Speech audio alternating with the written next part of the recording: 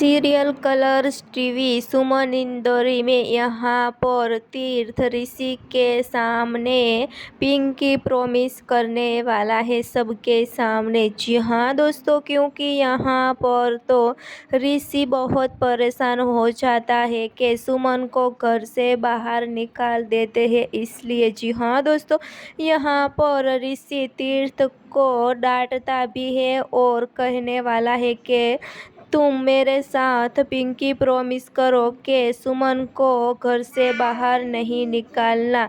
लेकिन यहाँ पर तो तीर्थ भी बहुत परेशान हो जाने वाला है, क्योंकि यहाँ पर सुमन को घर छोड़ने के लिए फैसला लेता है, फिर सुमन को घर पर रखने वाला है। जी हाँ, आगे शो में ऐसा भी होने वाला है कि ये सब देविका और विक्रम ने चाल बजाई है। जी हाँ, आगे शो में धमाकेदार ट्विस्ट मिलने वाला है कि यहाँ पर तो सारी हकीकत का भांडा फूटने वाला है, देविका और विक्रम की सारी सच्चाई का, क्योंकि यहाँ पर देविका ने मित्तल हाउस अपने नाम कर लिया है, इसलिए जी हाँ दोस्तों, आगे शो में धमाकेदार ट्विस्ट मिलने वाला है। आगे देखने के लिए जुड़े रहे।